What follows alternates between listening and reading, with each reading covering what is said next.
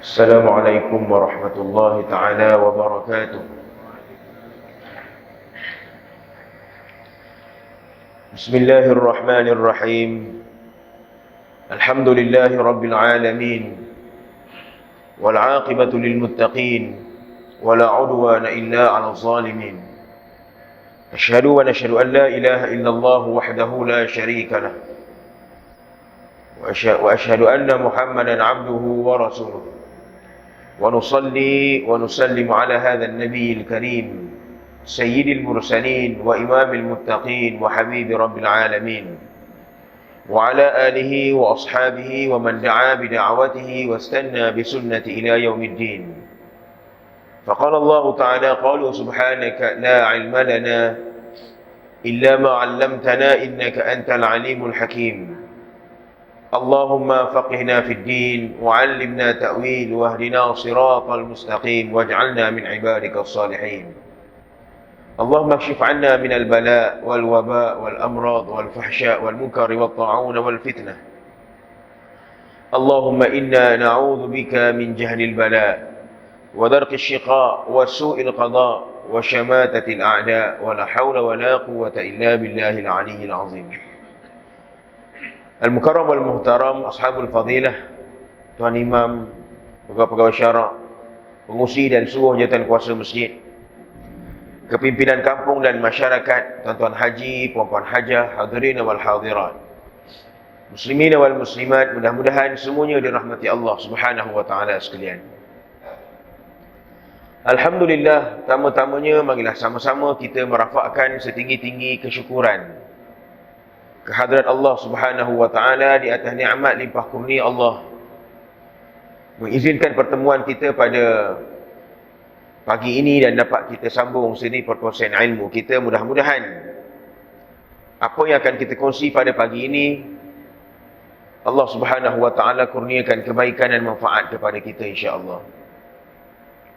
Dalam masa yang sama kita doa dengan Allah taala, mudah-mudahan Allah Subhanahu wa taala kurniakan kita kesihatan yang baik, jauh daripada sebarang penyakit, daripada musibah, balak, bencana dan wabak, fitnah, kejahatan manusia dan kejahatan makhluk-makhluk gaib. Dan kita doa mudah-mudahan Allah Subhanahu wa taala kurniakan kepada kita petunjuk hidayah, dan kita doakan mudah-mudahan Allah Subhanahu wa taala kurniakan di hati kita kebenaran, dan Allah Subhanahu wa taala berikan kita pedoman untuk kita menuju ke jalan yang baik insya-Allah.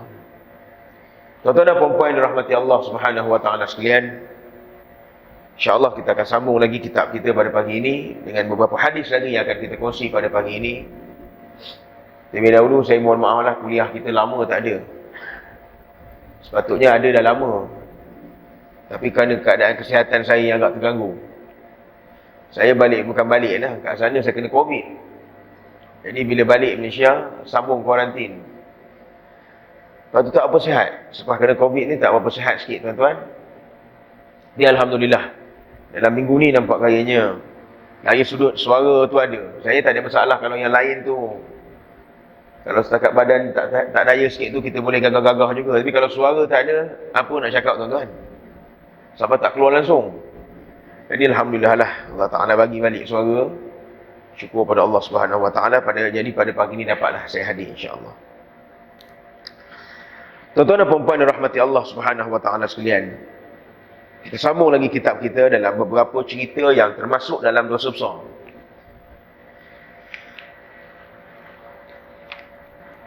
Diriwayatkan daripada baginda sallallahu alaihi wasallam, sabdanya, man khabbaba ala mri'in zawjatahu aw mamlukahu falaysa minna. Kata Nabi SAW, sesiapa yang merosakkan hubungan seseorang dengan isterinya atau hambanya, maka dia bukanlah daripada kalangan kami. Kata Nabi SAW, siapa yang merosakkan hubungan seseorang dengan isteri dia, kita Allah Subhanahu wa taala perintah melalui Quran, melalui hadis Nabi, mensyariatkan kepada kita untuk berkahwin. Allah Ta'ala suruh. Ma tabalakum minan nisa mathna wa thulatha wa ruba'. Kawinlah kamu dengan mana-mana perempuan yang kamu sukai lah. 2 atau 3 atau 4. Fa in khiftum an la ta'dilu fa wahidah. Tetapi kalau kamu takut tidak mampu berlaku adil, fa wahidah, memadailah dengan 1. Ayat tu dia kena baca sampai habis. Dia tak boleh baca separuh dan separuh dia kata 2, 3 atau 4. Kita ada 1, jadi ada chance lagi nak tambah 2. Ayat berikutnya dia kata apa? Fa in khiftum an la ta'dilu. Dan kalau kamu takut kamu tidak mampu berlaku adil, ataupun kamu takut kamu menzalimi isteri, cukup 1. Cukup dengan 1. Bermakna apa tuan-tuan? Allah Ta'ala benar kita kahwin lebih daripada 1. Benar kan? Nak kahwin 2 boleh? Silakan. Nak kahwin 3 boleh? Silakan. Nak kahwin 4 boleh? Silakan. Lebih pada tu tak boleh. Cuma Allah Ta'ala kata apa? Kalau kamu takut, kamu tak boleh melakukan, tidak boleh melakukan keadilan. Sekiranya kamu kahwin 2, 3, 4 tu kamu tak mampu nak berlaku adil. Ataupun kamu rasa kalau kamu kahwin 2, 3, 4 itu kamu jadi zalim pada isteri-isteri kamu. Zalim bagaimana tuan-tuan? Ialah zalim daripada sudut pembahagian harta, zalim daripada sudut pembahagian nafkah dan sebagainya. Tentulah yang baru lebih disayangi berbanding yang lama. Itu secara psikologi manusia. Kereta baru kita lap tuan-tuan, kereta baru kita bungkus. Tuan-tuan beli kereta baru, kita garah kereta kat rumah ada 1 je. Garah kereta kan, tempat parking kereta kat rumah ada 1. Kita dah ada 1 kereta, kita beli kereta baru. Agak-agak tuan-tuan, kereta mana yang kena jemur kat luar, kereta mana yang masuk garaj? Kereta baru masuk garaj tuan-tuan, kereta lama kita letak keluar. Sedangkan kereta lama jasanya banyak. Itu logik akal dia tuan-tuan, tak payah nak fikir banyak-banyak. Itu logik je. Sepatutnya kalau beli kereta baru, maka tambah garah baru. Sepatutnya begitu. Barulah kita kata kereta lama tidak terzalim, kereta baru dapat hak dia. Masalah bila beli kereta baru, kereta lama duduk luar. Kadang bukan duduk luar garah, luar rumah duduk. Tengok bukan embun lagi tuan-tuan, getah mangga pun ada. Jadi di situ kita kata keadaan begitu. Maka Islam kata apa? Kalau tak mampu cukup seorang. Maka dalam keadaan ini tuan-tuan, Allah Ta'ala memerintahkan kita. Ini sebagai satu sunnah Nabi SAW. Tapi dalam hadis ini sebut apa tuan-tuan? Siapa yang merosakkan hubungan seseorang dengan isteri dia. Ya, kita tahu semua orang di antara kita dikurniakan isteri masing-masing. Mana ada rumah tangga yang kekal bahagia, tidak pernah bergaduh daripada awal kahwin sampai hujung kahwin, sampai hari ni kahwin 40 tahun tak pernah bergaduh. Bohonglah tuan-tuan. Kahwin dengan sekian lama tak pernah terasa hati. Bohonglah. Bohong.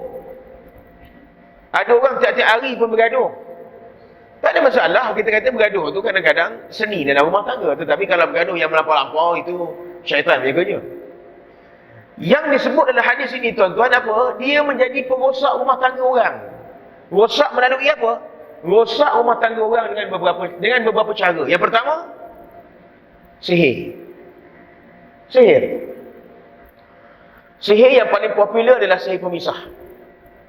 Tuan-tuan, mempercayai sihir, mempercayai bomoh, mempercayai perkara-perkara yang bersifat gaib yang tidak dapat dibuktikan secara fizikal, ini adalah jalan yang paling cepat untuk putuskan silaturahim dan hubungan baik seseorang dengan seseorang yang lain. Betul? Ya. Sama ada sihir itu berjaya. Sihir itu berjaya. Maknanya, tiba-tiba datang benci antara mereka. Dia baik dia orang. Tiba-tiba benci. Tiba-tiba tak ada apa-apa sebab. Tiba-tiba benci. Maknanya, sihir itu digunakan untuk menjadi pemusnah. Itu satu cara. Yang kedua, ada cara melalui sihir bagaimana? Dia menyebabkan orang percaya seseorang itu yang sihir orang. Itu lebih jahat. Contoh, dia pergi berubat dengan satu bomoh. Bomoh ni pun sebut, orang ni macam gini, dia tanya, siapa buat saya ni? Soalan yang paling popular orang nak tahu, buat siapa? Betul? Siapa buat saya? Bomoh pun sebenarnya tak tahu mana pun. Mana benda-benda gaib ni tuan-tuan, bukan senang nak tahu.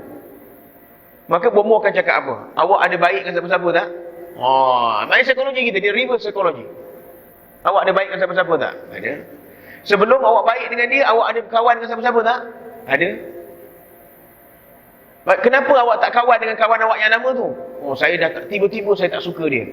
Awak tahu sebab apa? Sebab kawan awak yang baru ni lah bomoh awak supaya benci dia. Sudah. Ini yang banyak berlaku, tuan-tuan. Sama juga kalau kita pergi berubat dengan bomoh-bomoh jahat ni. Dia akan sebut, dia akan beri gambaran, dia kata, ada bergaduh tak dengan siapa-siapa baru-baru ni? Tak ada. Dengan jiran-jiran ada tak? Rasa-rasa tiba-tiba jiran tu pandang kita pelik? Ada tak tiba-tiba jiran tu tak senyum kat kita, kita tegur dia, dia tak jawab? Kita kata, yang tu macam ada. Minggu lepas dia kata, ni baik cerita lah. Minggu lepas, saya tegur dia, tiba-tiba dia masam muka.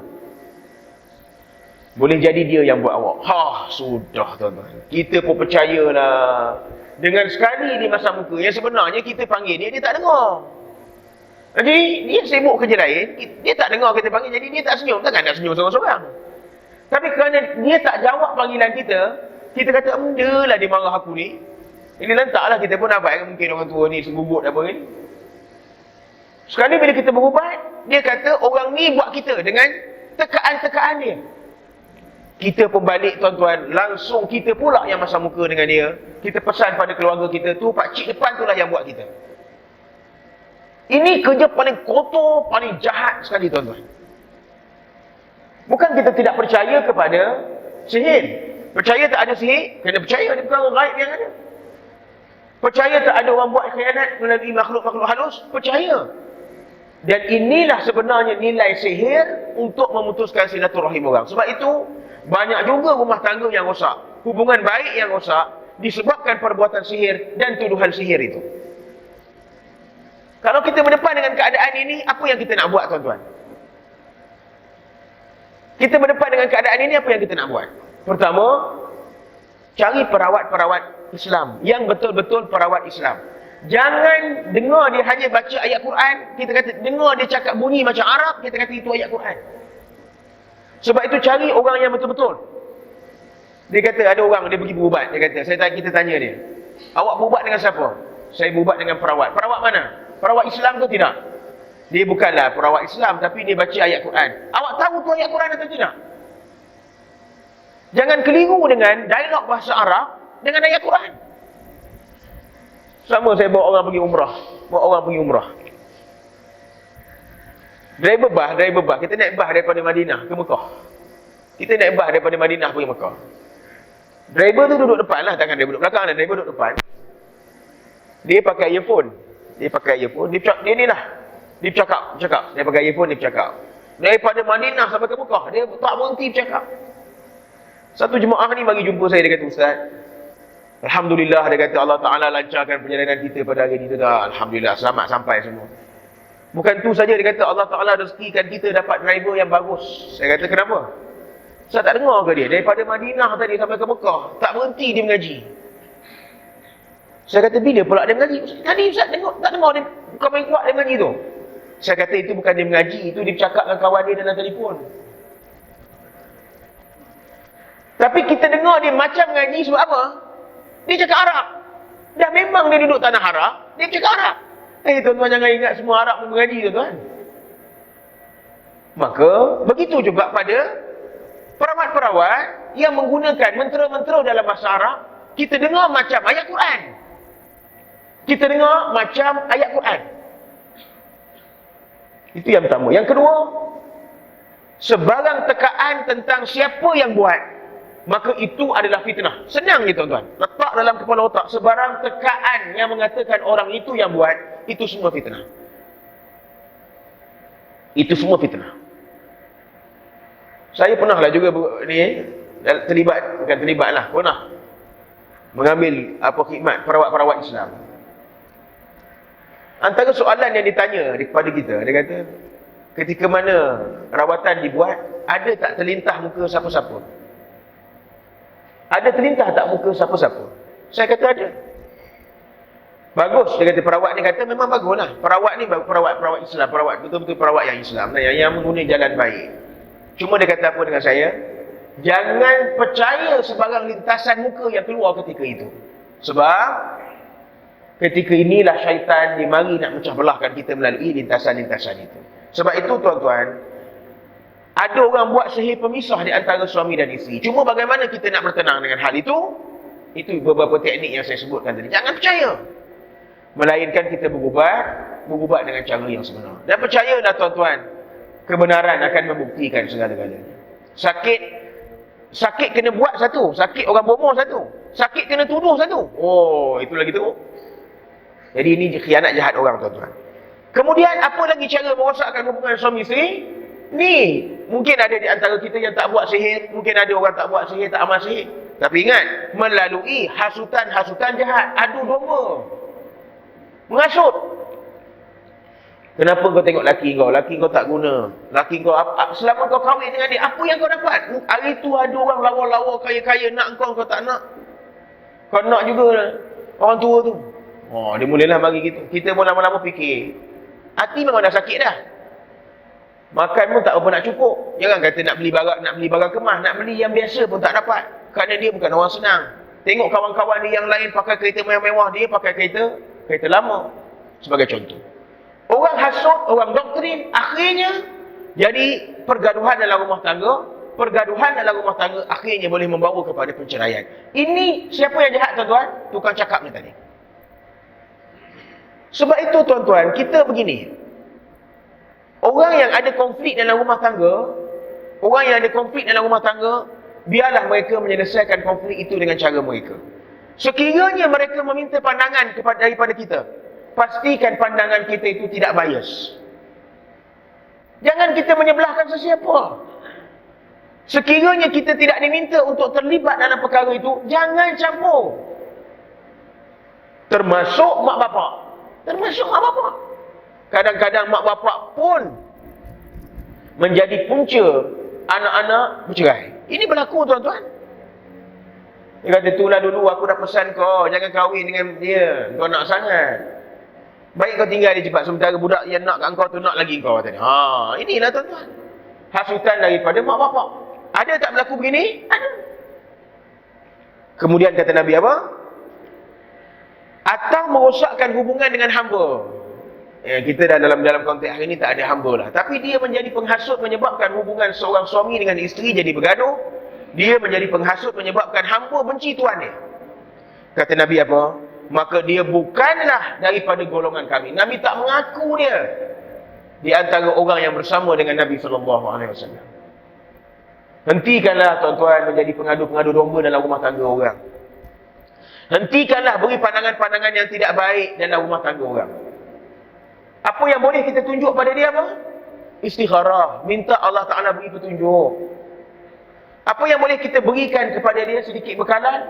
Amalkan doa-doa supaya Allah Ta'ala bantu kamu. Itu kan baik. Kita nak beri pandangan. Suami kau gini. Suami kau gini. Suami kau tak guna. Allahu Akbar. Orang perempuan ataupun orang perempuan, tuan-tuan, adalah satu orang yang paling mudah didoktrin. Sekejap je. Datang 2-3 geng dia, doktrin dia, ubah minda dia akan percaya. Dia akan percaya. Jadi berhati-hati dengan perkara ini, tuan-tuan. Yang pertama tadi saya sebut apa? Berhati-hati dengan sihir. Jangan amalkan sihir. Dan kena ingat dalam kitab ini kita pernah baca apa? Siapa yang beramal dengan sihir? Siapa yang beramal dengan sihir? Dia lain, sihir lain, tuan-tuan, sihir lain. Apa kita kata, petua-petua tu lain. Sihir. Yang beramal dengan sihir. Dosa dia adalah dosa syirik pada Allah Subhanahu Wa Taala. Kalau sekiranya dia mati dalam keadaan dia tidak bertaubat kepada Allah dengan dosa sihir itu, dia tidak ada tempat satu pun di syurga. Dia kekal dalam neraka selama-lamanya, tuan-tuan. Jahat macam mana pun seseorang itu, jangan buat benda sihir-sihir ini. Kemudian orang yang mempercayai sihir, kena ingat, percaya dengan tuduhan-tuduhan sihir. Berhati-hati orang ini juga mendekatkan diri dia kepada perbuatan syirik. Dekat diri pada perbuatan syirik. Sebab itu, tuan-tuan, saya minta maaf cakap lah. Orang yang suka percaya dengan sihir-sihir ni, tuan-tuan, tak usah kawanlah dengan dia. Tak usah dengarlah pandangan dia. Tak usah.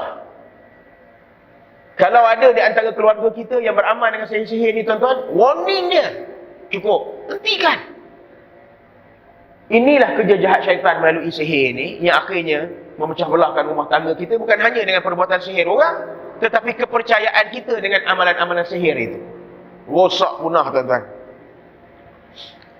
Kemudian sabda Nabi SAW lagi dalam hadis yang lain, al-ayyu wal haya'u syu'batani minal iman, wal bada'u wal jafa'u syu'batani minan nifaq. Kata Nabi SAW, kurang bicara dan malu ialah dua cabang daripada iman. Kurang bercakap dan sifat malu itu adalah dua cabang daripada cabang-cabang iman. Iman ni ada berapa cabang tuan-tuan? Dalam satu riwayat menyebut cabang iman ada 60. Ada 60 cabang iman. Antaranya apa? An-nikah. Nikah sebahagian daripada iman. Lagi? An-nazafatu minal iman. Kebersihan sebahagian daripada iman. Dan dalam hadis ini menyebut apa? Al-haya'u minal iman. Malu itu sebahagian daripada iman. Dan dalam hadis ini juga menyebut kurang bicara, kurang bercakap adalah sebahagian daripada iman. Sebab itu dalam kitab Ihya Ulumuddin karangan Imam Ghazali rahimahullahu ta'ala menyenaraikan 10 sifat-sifat yang paling buruk, sifat buruk. Salah satu daripada 10 sifat buruk itu apa? Syarrul kalam, banyak cakap. Dia ada orang tuan-tuan, dia ada jenis orang, dia kena beza cakap apa yang dilarang itu. Kalau cakap benda-benda yang baik, benda-benda yang ilmu, silakan, itu tidak mengapa. Ini cakap semua benda yang tidak beri baik, semua benda. Contoh, dia ada jenis orang, kita cerita hal kapal, dia pun ada cerita kapal juga. Cerita hal bot, dia pun ada cerita hal bot juga.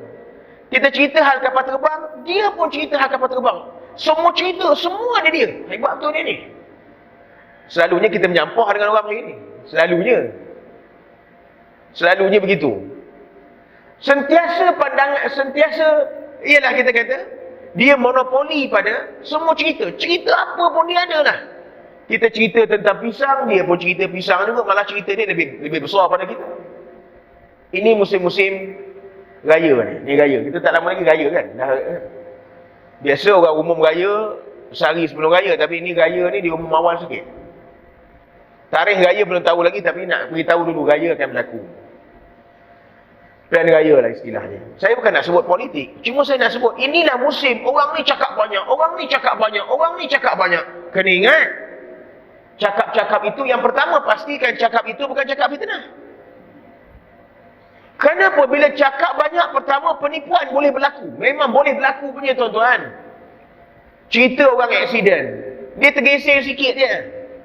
Katalah dekat Kelebang ada orang tergesel motor dengan kereta.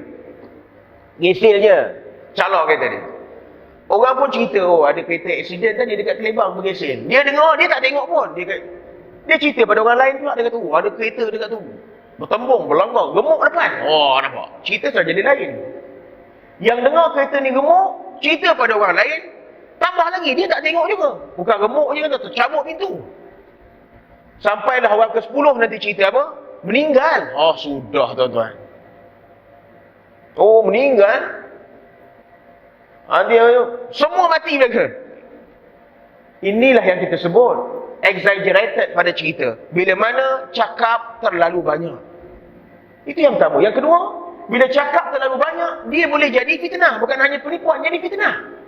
Nak sedapkan cerita, nak nampak cerita itu lebih menarik, maka ada tambahan-tambahan pada cerita itu, sehingga cerita yang dicerita itu ada unsur fitnah. Ini jahat ni. Sebab itu ini musim-musim orang kempen dan sebagainya. Tak apalah, kempen lah, sebarlah ideologi apa yang kita nak sebarkan. Tetapi pastikan setiap sebaran itu bukanlah sebaran-sebaran bohong, dan lebih teruk lagi, jangan ada unsur-unsur memfitnah orang. Jangan ada unsur-unsur memburukkan orang secara khusus. Jangan. Ini yang disebut kurang bercakap. Kalau kita rasa tak perlu bercakap, maka diam. Sebab itu kata Nabi SAW, "Man lam yu'minu billahi wal yawmil akhir falyaqul khairan." Siapa di antara kamu malam, siapa di antara kamu yang benar-benar beriman kepada Allah dan hari akhirat, falyaqul khairan, cakap yang baik-baik. Tapi kalau tak ada benda baik nak cakap, aw liyaskut, diam. Tutup je mulut. Kalau kita rasa kita berada kat sini, aku tak boleh dengar, aku nak cakap nanti, angkat punggung kita balik, tuan-tuan. Sebab itu dalam satu cerita Sayyidina Abu Bakar As-Siddiq pernah diriwayatkan dalam satu kitab, saya tak ingat cerita apa. Adalah salah satu daripada penulisan-penulisan kitab itu menceritakan Abu Bakar As-Siddiq. Siapa Abu Bakar ni, tuan-tuan? Hebat Abu Bakar ni, tak boleh cerita lah bagaimana hebatnya. Pernah ditanya, satu orang mari jumpa dia, bertanya tentang sesuatu permasalahan. Dia dengar. Dan bila mana dia nak jawab, tuan-tuan, sebelum dia menjawab soalan orang itu, apa dia buat? Dia buka mulut dia dan dia mengeluarkan batu daripada mulut dia. Terperanjat orang tengok, ada batu dalam mulut, buat apa? Kalau kita kata hisap gula-gula, logik. Kalau kita kata hisap manisan, logik. Tapi hisap batu. Maka orang ni tanya Abu Bakar, pasal apa ada batu dalam mulut kamu ya Abu Bakar? Dia kata apa? Aku meletakkan batu dalam mulut aku supaya aku tidak banyak bercakap. Kata dia. Nampak? Kalau tuan-tuan nak buat, boleh juga letak batu. Bukan air batu cair. Air batu lagi banyak bercakap. Batu betul tu, letak dalam 5-6 biji, tuan-tuan. Memang tak bercakap terus kita. Sebab apa dia kata, kalau aku nak bercakap, aku nak kena keluarkan batu itu, buang masa. Jadi biar je batu dalam mulut, lebih baik aku diam. Tengok bagaimana mereka menjaga mulut mereka. Bagaimana mereka menjaga mulut mereka, menjaga lidah mereka daripada menjadi punca dosa pada mereka. Kemudian dia kata apa? Dan malu yang baik. Kena faham. Malu yang baik. Dia malu ni ada dua jenis. Satu malu yang tak baik, satu malu yang baik. Malu yang baik ni apa? Malu sekiranya melihat orang lain boleh buat kebaikan, kita tidak mampu buat kebaikan, malu kita. Orang lain boleh istiqamah pergi masjid sembahyang 5 waktu. Dia dah pencen, dia tua lagi pada kita. Kita pun dah pencen, tak ada apa buat. Allah malu, dia lagi bagus pada kita sedangkan dia lagi usul pada kita. Itu kita malu. Malu begitu tidak mengapa. Malu bila mana apa? Kita terlibat dengan perkara-perkara dosa, kita malu. Silakan malu itu. Malu itu malu yang baik. Malu yang tidak baik apa? Malu yang tak apa-apa. Malu yang tak baik. Dia ada malu yang tak baik. Contoh, orang datang rumah dia. Assalamualaikum Haji, Assalamualaikum. Orang rumah dia bang, ada orang datang kat depan tu. Pergilah layan ni, abang malu kata dia. Malu tu malu yang tak cerdik lah. Dia suruh bini dia pula pergi layan orang datang tu. Dia duduk dapur, dia malu nak keluar dia. Malu itu malu yang tak bagus. Malu yang tidak bagus. Malu, pasal apa Haji lama tak datang masjid? Lama betul Haji tak datang masjid. Lah saya ingat dulu masa muda dulu. Saya bukan tak mau bagi malu nak jumpa orang. Malu itu malu yang tidak bagus. Jadi ada malu yang bagus, ada malu yang tidak bagus. Maka malu yang bagus ini cabang daripada iman. Dia malu dengan Tuhan, malu dengan orang bila buat dosa. Malu sekiranya aib dia diketahui oleh Allah Subhanahu wa taala. Dan kata Nabi apa lagi? Manakala bercakap keji dan bersikap kasar adalah dua daripada cabang nifak. Apa dia nifak ni tuan-tuan? Istilah kita munafik. Munafik ni ada cabang-cabangnya juga. Apa cabangnya? Dia kata dua daripada cabang munafik itu apa? Bercakap keji, cakap kotor, cakap benda-benda yang jahat, hasut orang, benci seseorang. Kita hari-hari doktrin orang, jangan, dia jahat. Hasut dia supaya benci kepada orang. Hasut isteri dia supaya tak suka suami. Hasut suami dia supaya benci isteri dia. Ataupun kita menjadi batu api. Maka orang ini ada cabang munafik pada diri dia. Kemudian yang kedua kata dia apa? Bersikap kasar. Bengis. Walaupun satu ketika dulu dia bekas komando pun sekalipun. Tapi itu komando dulu. Sekarang nak komando apa lagi? Zaman umur 20-an dulu ganah lah komando. Sekarang umur dah 70-an. Komando apa tuan-tuan? Orang tolak kita pun 2 kali rebah kita. Tak payahlah garang-garang sangat. Silap sikit orang. Oi, nak bergaduh dengan orang saja. Dia ada orang yang macam ini. Tak boleh langsung. Naik kereta orang hon. Tak boleh orang hon. Tak boleh orang hon. Dia bawa kereta.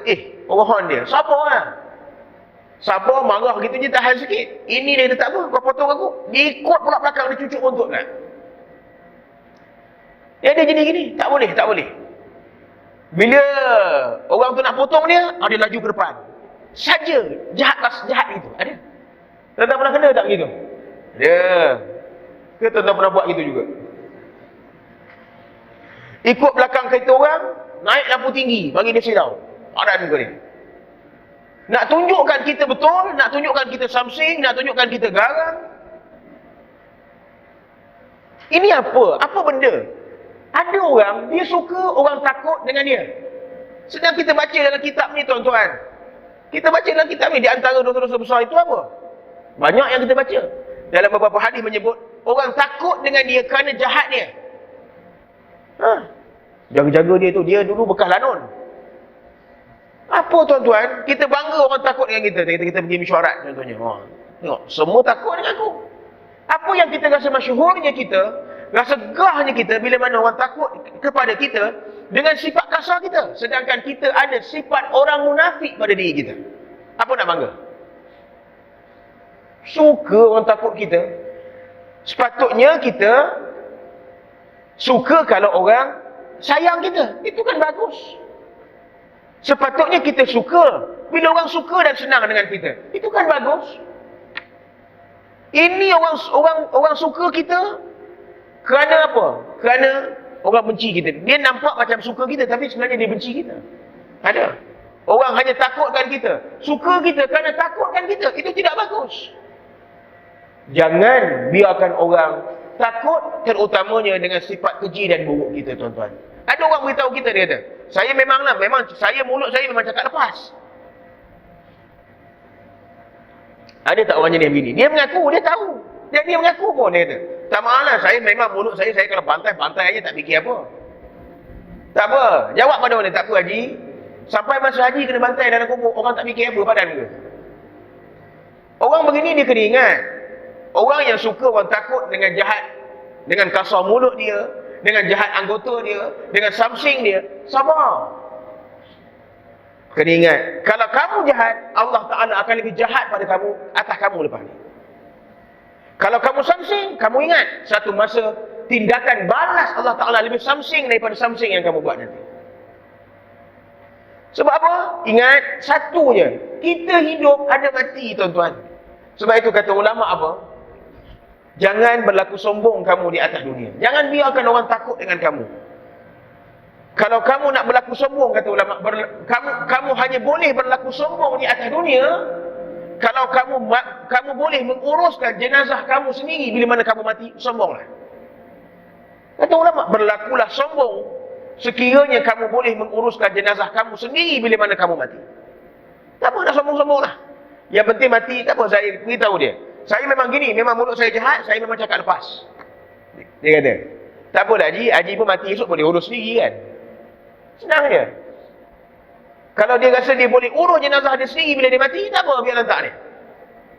Tapi mati, 4 perkara, semua orang buat. Betul? Mandi orang mandi. Kapan orang kapan. Sembahyang orang sembahyang. Ke bumi orang ke bumi.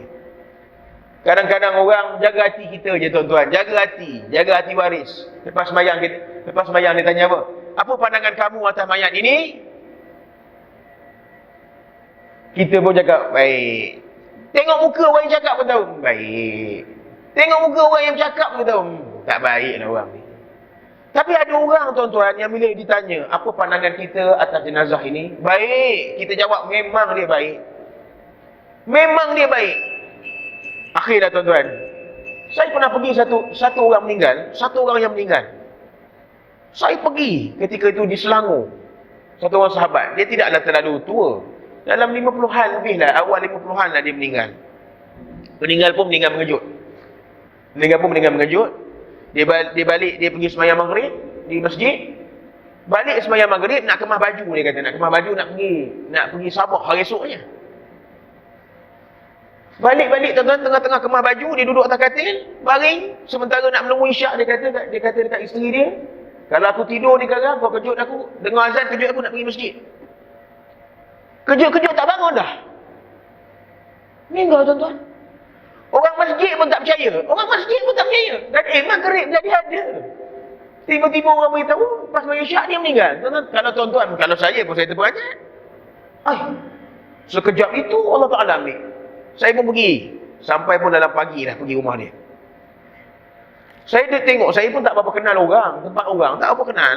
Jadi kita duduk kelompok ni, duduk kelompok ni. Tuan-tuan, selama mana saya berada, tengok pengurusan jenazah, semua orang cerita baik dia je.